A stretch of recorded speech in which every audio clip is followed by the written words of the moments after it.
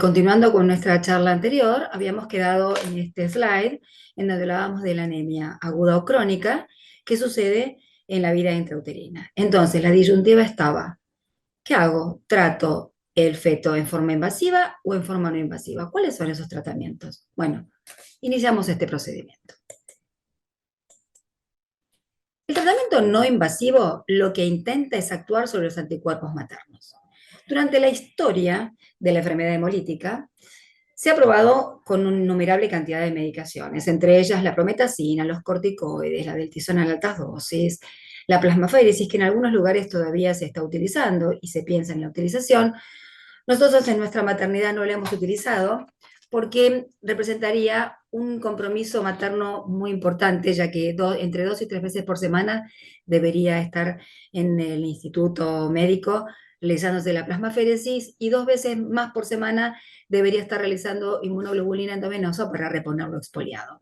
Por lo tanto, además del compromiso físico de la paciente que requiere su presencia en el hospital, más el costo del procedimiento, y teniendo en cuenta los resultados, nos hemos decantado por la inmunoglobulina intravenosa humana en altas dosis.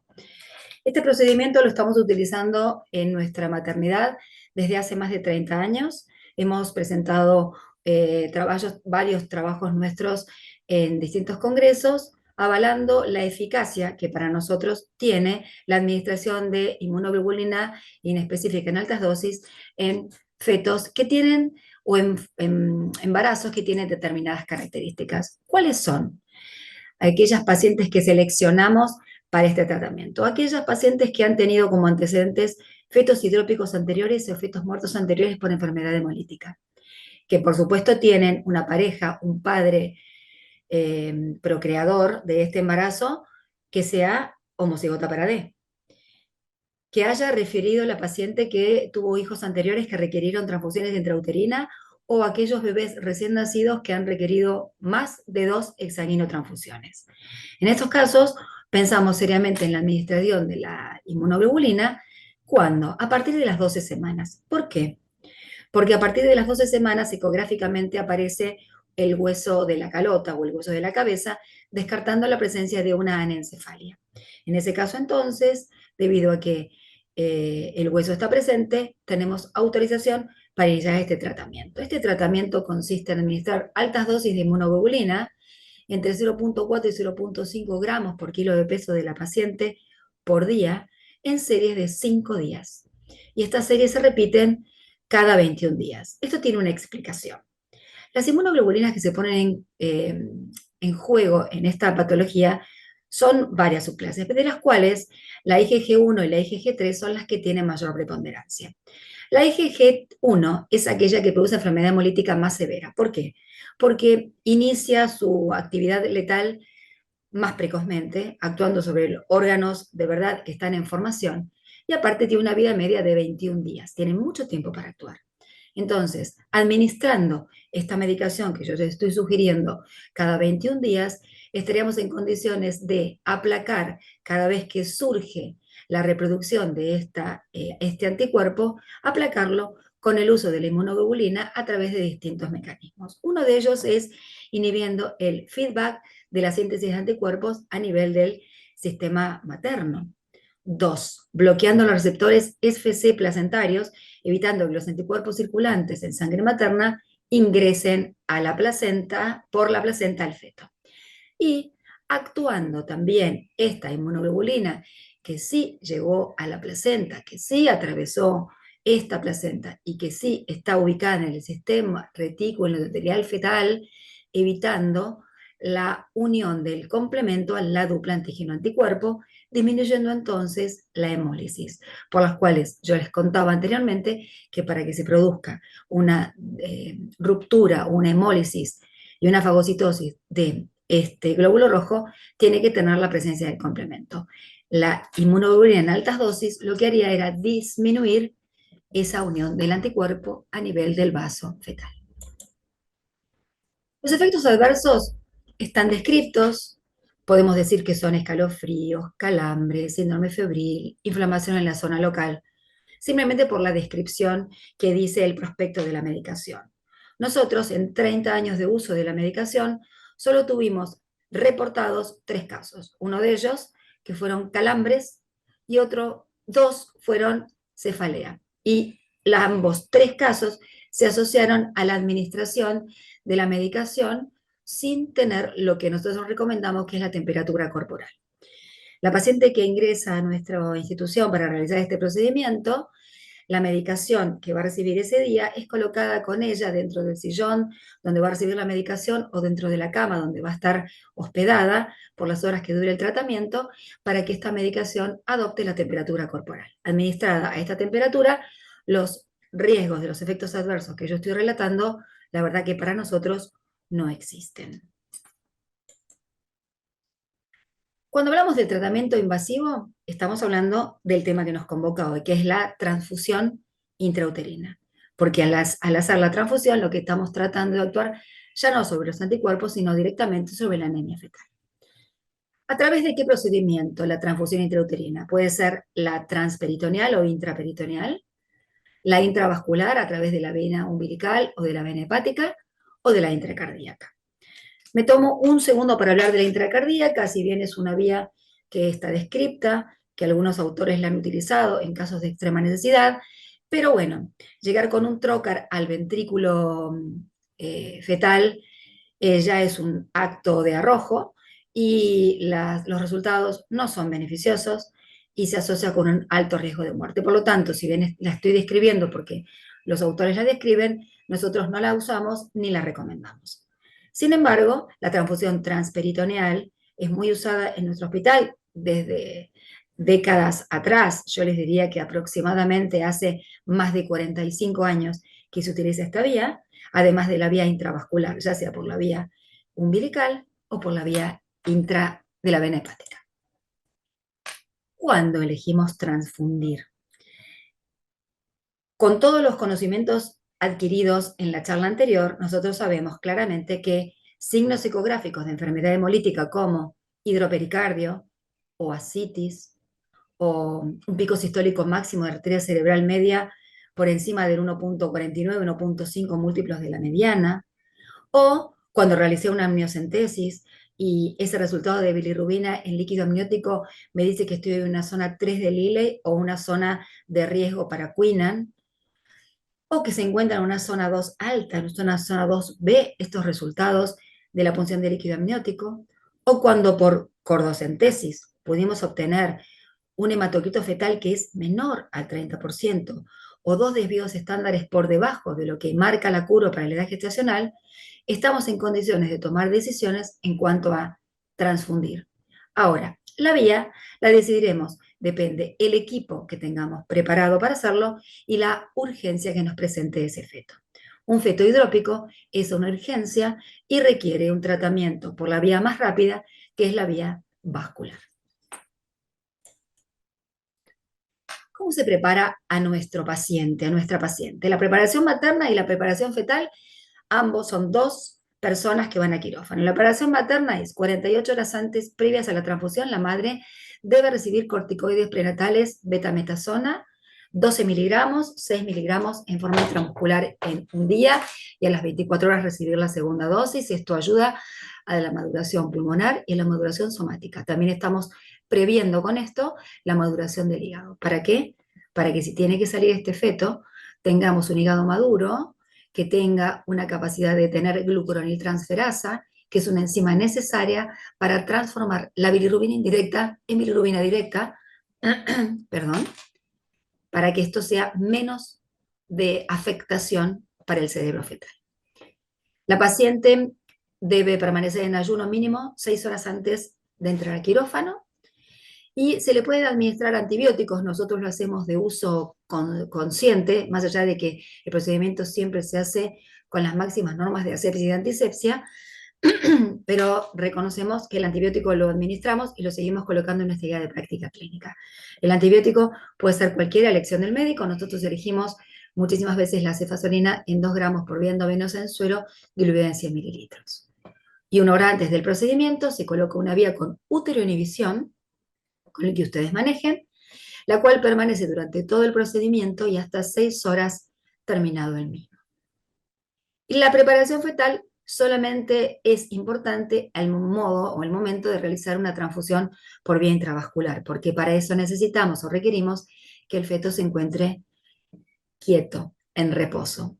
Por eso a veces recomendamos la utilización del pancuronio, que tiene un efecto paralizante o relajante muscular del feto, que se administra en forma intramuscular directamente o en el muslo fetal o en el glúteo fetal. Se esperan unos minutos, el feto entra en un reposo donde uno puede trabajar tranquilamente sin riesgo de que el bebé pueda dañar, cuando digo bebé estoy diciendo feto, pueda dañarse a sí mismo en el afán de quitarse la aguja o el trocar que vamos a utilizar. ¿Qué dosis utilizamos? Lo vamos a ver más adelante, pero le anticipo entre 0,1 y 0,3 gramos por kilo de peso fetal. ¿Cómo preparamos el quirófano? Bueno, el quirófano es un quirófano habitual, no es un quirófano diferente al que utilizamos para cualquier otra intervención, previasepsia y antisepsia del abdomen y la colocación de campos estériles. La paciente se coloca en posición supina, siempre lateral izquierdo, para disminuir la compresión de la vena cava, que puede llegar a tener alguna dificultad en la perfusión del útero. Por supuesto, el equipo de ecografía tiene que estar cubierto no solamente el transductor, sino todo el cable con una manga estéril, que es la que utilizamos siempre. El consentimiento firmado previamente de entrar a quirófano. Serologías previas maternas, hemograma materno reciente y corroborar la maduración pulmonar fetal, que se puede hacer desde el día anterior, haciendo una punción de líquido amniótico y corroborando ese estado de fetal. Se realiza entonces una punción percutánea con aguja de entre un 20 y un 22 gauge, con entre 15 y 20 centímetros de longitud, depende el grosor del tejido adiposo materno y la edad gestacional fetal. La punta siempre tiene que ser ecorrefringente porque es la que nos va a observar la ecografista o nosotros mismos, en el caso de que utilicemos nuestras propias manos, para poder ver dónde está esa punta y dirigirla directamente. Así se coloca en el lumen de un vaso umbilical o directamente en el peritoneo fetal. Antes de la transfusión se puede administrar lo que les anticipaba antes, si voy a hacer una intravascular, el bromuro de pancuronio entre 0,1 a 0,3 miligramos por kilo de peso fetal. Se extraen entonces entre 5, un poco menos, quizá mililitros de sangre fetal, a veces con 2 centímetros cúbicos alcanza bien. La primera muestra se aspira en una jeringa de 1 mililitro y se recoge en un tubo conecta para hemograma fetal. Para el estudio citogenético del feto y la gasometría fetal se recoge en un tubo con heparina y se entrega al citogenetista directamente. En el caso de que realicemos una punción intravascular. ¿Qué características tiene que tener esta sangre para realizar una transfusión segura a este feto? Tiene que tener menos de 96 horas de extraída. Tiene que estar libre de plasma. Nosotros decimos sangre a transfundir, pero en realidad lo que transfundimos son glóbulos rojos desplasmatizados. Tiene que ser esa sangre o esos glóbulos rojos desplasmatizados negativos para HIV, citomegalovirus, hepatitis B, hepatitis C, HTLV, perdón, sífilis, chagas, brucelosis, absolutamente todo negativo. Leucodepletada e irradiada para evitar la respuesta a injerto huésped. Con un hematocrito se transfunde de alrededor del 75 al 85%, siempre teniendo en cuenta la capacidad que podemos transfundir a través de un catéter muy delgado y muchas veces por un efecto de turbulencia, muchos de estos glóbulos rojos que estamos transfundiendo pueden romperse por la presión ejercida con la jeringa a través de un catéter. Por lo tanto, el hematocrito siempre tiene que ser muy alto, siempre, si es posible, superior al 75%. Por supuesto, compatible con el plasma materno y el volumen que vamos a transfundir y lo que vamos a solicitar al servicio de hemoterapia es justamente el volumen calculado a partir de la edad gestacional. Por eso es tan importante considerar la edad gestacional a través de una ecografía lo más precoz posible. ¿Cuál es el objetivo finalmente de lograr un hematocrito post-transfusional superior al 40%. La velocidad transfusional debe ser de 10 mililitros administrado por jeringa en alícuotas de 10 mililitros aplicadas durante 2 a 4 minutos y no en mayor tiempo, porque se rompen los glóbulos rojos, yendo y mirando siempre el equipo de ecografía para ver el burbujeo. Eso es un destello del glóbulo rojo administrado, que se ve claramente hiperecogénico como burbujas blanquecinas en el momento de su inyección, para corroborar la localización donde estamos administrando esos glóbulos rojos. En la transfusión intrauterina transperitoneal se transfunden, por supuesto, eritrocitos grupo 0, antígeno negativo para el anticuerpo materno, con el hematocrito superior al 80%, irradiado, filtrado, de los cuales más del 50% son absorbidos por el feto a través del sistema linfático fetal en menos de 72 horas. Es decir, realizada una ecografía para control del procedimiento en 72 horas, el volumen depositado en el abdomen fetal se redujo a la mitad. Eso significa que el feto está recibiendo en ese momento más o la mitad de la sangre o de los glóbulos rojos que hemos administrado. Si el feto no tuviera citis, se reabsorben entre 12 y 18% de glóbulos rojos por día. Es decir, que entre el séptimo y el 10.º día no debería haber ningún residuo abdominal de glóbulos rojos transfundidos. El volumen inyectado es limitado por el abdomen fetal. Por lo tanto, a través de ese volumen calculado por la edad gestacional, el único motivo por el cual nosotros tenemos autorización de administrar entre un 15 y un 20% más del volumen es si ese feto ya tenía citis previa, porque el volumen o la distensión abdominal de ese feto era mayor. Eso nos da permiso para administrar un poco más de glóbulos rojos desplasmatizados en ese abdomen fetal. ¿Qué complicaciones tiene este procedimiento? Puede romperse la bolsa, también puede producirse una infección, también puede producirse la muerte del feto o alguna lesión de algún órgano abdominal, como puede ser el hígado o el vaso, o incluso la vejiga, debido a que la hepato y la esplenomegalia, como habíamos anticipado en la charla anterior, están ocupando casi la totalidad del abdomen fetal. Por lo tanto, acceder con una aguja de 20 centímetros el abdomen fetal y lograr un espacio entre la vejiga y el vaso o el hígado, de verdad se transforma en una tarea a veces titánica. Por eso algunos órganos pueden ser dañados.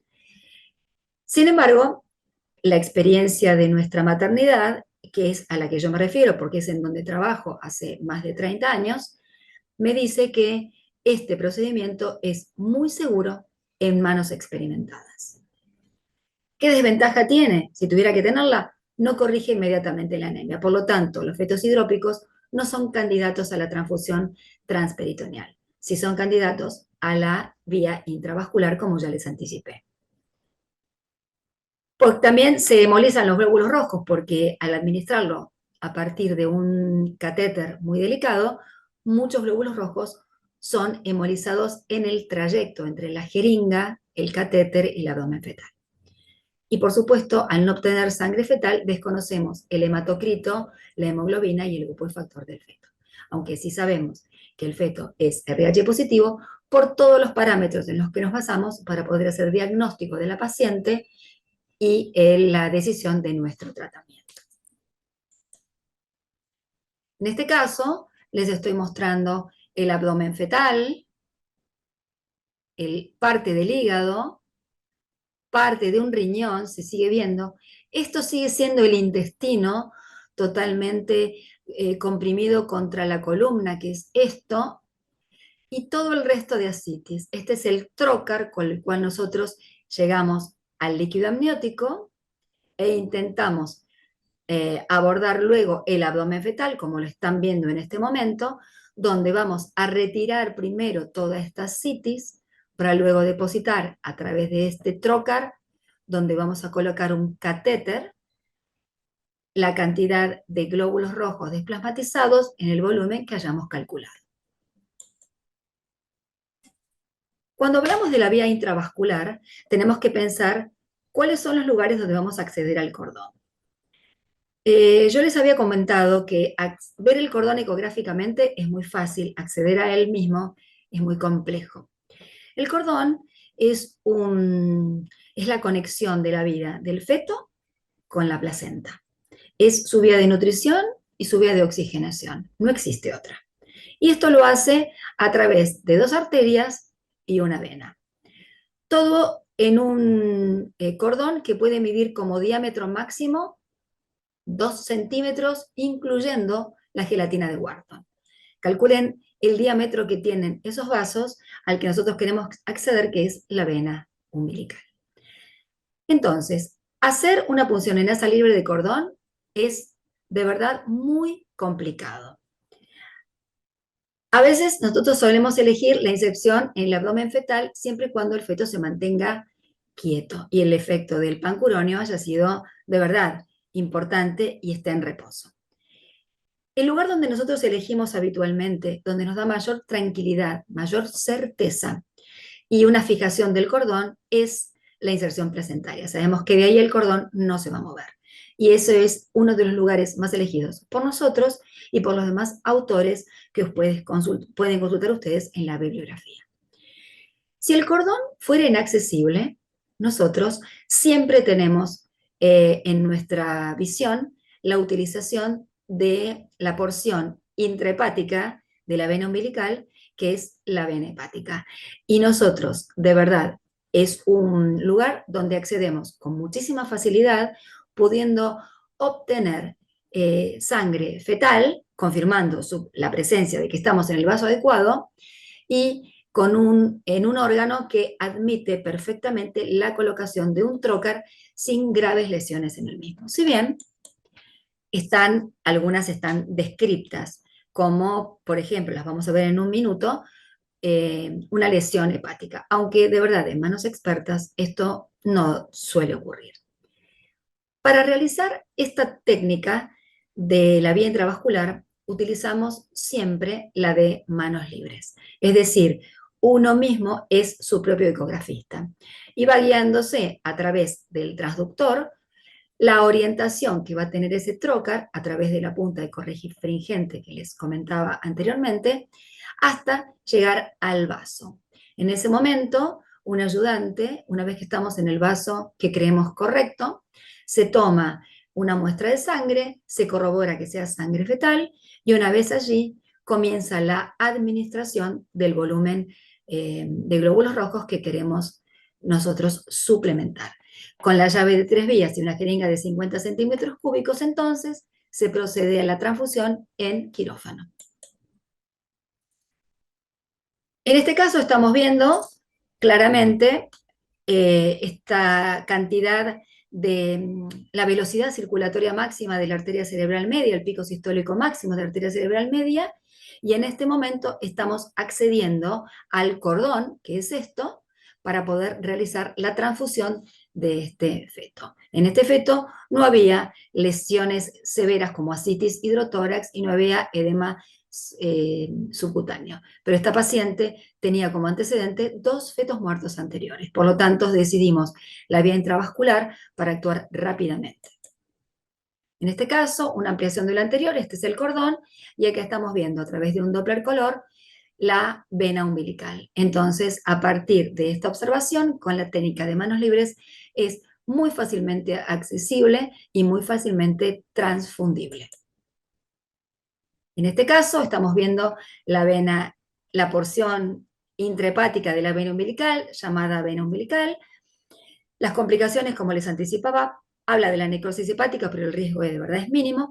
Y las ventajas es que tiene menor riesgo de taponamiento, ya que no estamos actuando directamente sobre el cordón, donde yo comentaba anteriormente, donde se pueden producir laceraciones del mismo o incluso un hematoma, produciendo el óbito fetal en cuestión de minutos. Y en este caso, no existe posibilidad de contaminación con sangre materna porque estamos directamente dentro del hígado fetal. En la transfusión vascular, la dosis a transfundir es de 40 a 50 mililitros por kilo de peso estimado para fetos no hidrópicos. En cambio, para fetos hidrópicos, este número se reduce a 30 mililitros por kilo, o quizá hasta un poco menos. ¿Y esto por qué? Porque si recordamos la fisiopatología de esta enfermedad, habla de que son fetos hidrópicos con una insuficiencia cardíaca. El hecho de que yo aumente rápidamente por vía vascular el volumen sanguíneo hace que esa insuficiencia cardíaca se agrave. Y lo que yo quiero es un feto vivo. Por lo tanto, prefiero transfundir menos volúmenes, pero más frecuentemente. En lugar de ver a la paciente en 15 días, puedo citarla en una semana y volver a transfundir. Probablemente ya no tengamos un feto hidrópico, tengamos un feto que está en mejores condiciones, lo que me permite a mí aumentar este volumen, que habíamos calculado en 30 mililitros cuando era hidrópico, pero podemos llevarlo a 40 mililitros la semana siguiente, cuando ya el mismo no se encuentra tan grave. El intervalo promedio, como yo les decía, es 11 días, pero el rango es entre 4 y 28 días. Eso dice la literatura. Yo les cuento que nosotros en pacientes que tienen hidrops, la citamos a la paciente semanalmente para poder corregir rápidamente, muy rápidamente, su anemia y luego pasar de la vía intravascular a la vía transperitoneal, que es menos riesgosa siempre que la vía vascular. Los cálculos que utilizamos siempre, sabemos nosotros que la volemia fetal es de 85 mililitros por kilo de peso fetal. Cuando calculamos entonces el hematocrito pretransfusional del feto con respecto al hematocrito de la sangre a transfundir y el hematocrito deseado al final de la transfusión. Con todos estos datos nosotros podemos saber exactamente qué volumen de sangre tenemos que transfundir y con qué hematocrito y con qué hemoglobina queda ese feto post-transfusión. Un paciente feto acítico onhidrópico, hidrópico, perdón, tiene estos picos sistólicos de arteria cerebral media. Obsérvenlos muy bien porque una vez transfundido este feto, estos picos sistólicos caen estrepitosamente porque inmediatamente el flujo por arteria cerebral media disminuye, se detiene, se enlentece, como si fuera un feto no anémico. Observan esta imagen donde ya la ascitis, esa imagen negra de líquido que veíamos, no existe. Este feto, transfundido por la vía vascular y habiendo sido evacuada su ascitis abdominal, tiene este resultado en pocas horas. Y esto es simplemente recordar, por eso lo pongo entre signos de admiración, en caso de anemia severa o hidrops, no tentarse cuando uno tiene la sangre en el quirófano, sabiendo que el feto está anémico, a transfundir todo. No hagamos eso. Tengamos paciencia, citemos a la paciente en breve y lo vamos a transfundir. Lo mejor que nos puede pasar es en esta patología es actuar activamente, pero con la paciencia lógica de que una vez que transfundimos, darle tiempo al feto a que acepte esa transfusión y empiecen los cambios fisiopatológicos del mismo. Una vez realizada la transfusión por vía intravascular, podemos tomar un hematocrito final para saber con qué hematocrito quedó el feto y saber entonces en ese momento cuándo podremos nuevamente citar a la paciente. La paciente debe mantenerse en reposo las 24 horas posteriores a este procedimiento, así como lo haríamos con la vía transperitoneal igualmente. Y el control ecográfico se realiza para vitalidad fetal ese mismo día, 6 horas después, y a las 24 horas para observar la placenta, el cordón y el hígado fetal, en el caso de que hayamos utilizado la vía de la vena hepática. Las ventajas y las desventajas de cada uno de estos procedimientos ya las hemos ido viendo a medida que hemos transcurrido con la información, pero recordarlas no viene mal. La transfusión intravascular aporta información sobre la severidad de la enfermedad. Me dice el hematocrito y hemoglobina que tiene el feto. Corrige rápidamente la anemia severa de forma más fisiológica. Yo administro glóbulos rojos o sangre directamente en la vía vascular fetal y se asocia a mayor sobrevida fetal. En cambio, la transfusión intraperitoneal, a la cual yo voy a defender mucho y siempre, es un procedimiento eficaz en embarazos más pequeños, menores a 25 semanas, o en aquellos con hidrops incipiente, o bien para hacer un match con la transfusión intravascular, porque en cuanto logremos mejorar el estado hematológico fetal, podemos pasar a la vía transperitoneal para conseguir excelentes resultados sin tanto riesgo. El seguimiento del feto transfundido y la indicación de nuevas transfusiones es el título de este slide. Y entonces, si es factible, podemos valorarlo en la unidad de hematología fetal, que no todas las instituciones lo tienen. Entonces, ese punto es un punto de que aquel que lo tiene lo podrá utilizar, pero aquellas instituciones que no lo tienen y no lo tenemos, no es de absoluta importancia. ¿Por qué? Porque nosotros podemos controlar el pico sistólico máximo de arteria cerebral media semanalmente a partir del proceso de la transfusión. Realizar monitoreo para controlar la vitalidad fetal a partir de las 32 semanas y cada 72 horas. Indicar la siguiente cordotransfusión en fetos menores de 36 semanas o cuando la caída del hematocrito, sabiendo que es del 1% o 2% diario y habiendo conocido el hematocrito final con el que hemos dejado a ese feto transfundido, podemos calcular el momento de la extracción del mismo, si tiene la maduración pulmonar cumplida, o bien de volver a citar a la paciente para volver a transfundir el feto. Después de la primera transfusión, utilizamos el mismo CUTAF para el múltiplo de la mediana de los picos de sistólico de arteria cerebral media. Sin embargo, cuando la tasa de hemólisis promedio fue de 1,3% diario, mientras los fetos estuvieron hidrópicos, y de 0,93 cuando salieron de esta condición, el CUTAF puede ser un poquito mayor. Para algunos autores, cuando se utiliza velocidad circulatoria de arteria cerebral media, se recomienda un corte un poquito menor al 1,3 múltiplo de la mediana para decidir la siguiente TIU. En eso nos basamos nosotros en nuestra guía de práctica clínica de la maternidad cerrada. ¿Qué complicaciones tiene este procedimiento? Bueno, como hemos anticipado, que haya una hemorragia umbilical, todos los autores coinciden en que es superior al 50% o por lo menos superior al 40%. La bradicardia es algo que habitualmente ocurre durante el procedimiento, pero deteniendo la administración de la sangre, no deteniendo el procedimiento, sino deteniendo la administración de los glóbulos rojos o bien de la sangre transfundida por cualquier vía, la bradicardia mejora rápidamente en cuestión de minutos. La infección, por supuesto, bajísima, debido a que se realiza siempre bajo control absoluto de quirófano. La hemorragia fetomaterna, si hay que atravesar la placenta, esta se incrementa bastante. Y el parto prematuro, algunos autores está entre el 5 y el 6%, y el óbito fetal también puede estar alrededor de entre el 3 y el 5%, sobre todo cuando se utiliza la vía intravascular y sobre todo cuando se utiliza en aquellos fetos que son hidrópicos y que tienen alta chance de morir a través del procedimiento o intraútero por una anemia tan severa.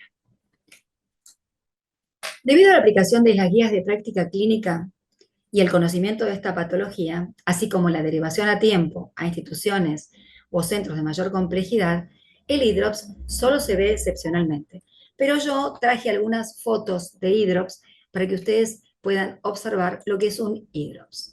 En este caso, tenemos un embarazo doble con ambos fetos complicados, cortes transversales del abdomen, donde se observa claramente ambas imágenes de ambos fetos con ascitis. Este es el corte del feto que les mostré anteriormente, donde la ascitis es muy importante y ya tiene un edema de tejido celular subcutáneo que se ve alrededor de la calota fetal. Un corte transversal del abdomen, donde se observa nuevamente la cantidad de líquido amniótico aumentada, que es esta, y esto que es el líquido ascítico también, líquido ascítico, edema, todo esto Esto es el hueso de la calota, el hueso del cráneo fetal. Y esto, que está por fuera, es edema. Esto es un halo pericraneal, es un hidrops muy severo. Igual que lo que ocurre en este caso, donde vemos un corte longitudinal del feto, la calota, su columna vertebral y el edema de piel y de partes blandas. Columna vertebral, riñón, intestino totalmente comprimido contra la columna, ascitis, piel del abdomen. Y la placenta, blanca, totalmente llena de líquido, es una placenta ensanchada, engrosada, como les anticipaba en la charla anterior, es una placenta que mide el doble o más de lo que debería medir para edad gestacional. Es una placenta que dificulta no solamente la oxigenación, sino la nutrición fetal. Más imágenes de hidrops, como para que nunca más se olviden de este hidrops y del tratamiento. Los fetos que tienen estas condiciones difícilmente logren sobrevivir. Y un algoritmo rápido para ir finalizando es, ¿qué hago en cada uno de los casos? Si la prueba de Coombs es baja y realizo la ecografía cada 21 días y no hay alarma espectrofotométrica ni hay alarma ecográfica, el parto puede llegar a término y nos transformamos en una zona 1, un feto muy poco afectado, nada afectado, y un neonato que no va a tener graves complicaciones. Si la prueba de Coombs supera el 1,64 hasta 1,128, estamos ante la presencia de un feto que puede estar medianamente afectado. Por lo tanto, se requiere realizar el pico sistólico máximo de arteria cerebral media cada 15 días o anticiparlo, y en el caso de que se presente un número de este pico sistólico superior al 1,5 múltiplo de la mediana, realizar una punción de líquido amniótico. Y ahí observarlo o en el gráfico de Liley o en el gráfico de Quinnan, como les anticipaba, depende de la edad gestacional, para tomar medidas. Y finalmente, cuando la prueba de Coombs es mayor al 1 en 2,56, con ecografía, que puede tener signos o no de enfermedad hemolítica, pero el pico sistólico nos anticipa que ya tenemos un pico sistólico mayor a 1,5 múltiplos de la mediana, o hay signos ecográficos de enfermedad hemolítica, se impone inmediatamente el tratamiento del mismo, la maduración pulmonar fetal y la evaluación junto con neonatología en el caso de que sea necesario la extracción fetal en lo inmediato. El modelo de consentimiento informado se los dejo por si a alguno le interesa, es el que nosotros utilizamos en nuestra maternidad. Y desde ya quedo a su entera disposición por cualquier duda o cualquier pregunta. Nosotros siempre pensamos en nuestra maternidad que ofrecer un hijo sano, que una mujer se lleve de una maternidad un hijo en brazos, es un valor agregado. Nosotros utilizamos la ciencia y la experiencia. Las pacientes tienen que confiar en nosotros. Y es por ello que nosotros estamos actualizándonos día a día para ofrecer la mejor calidad de atención que podamos darle a esas familias. Desde ya, muchas gracias por la atención de todos ustedes y por supuesto quedo a su entera disposición. Muchas gracias.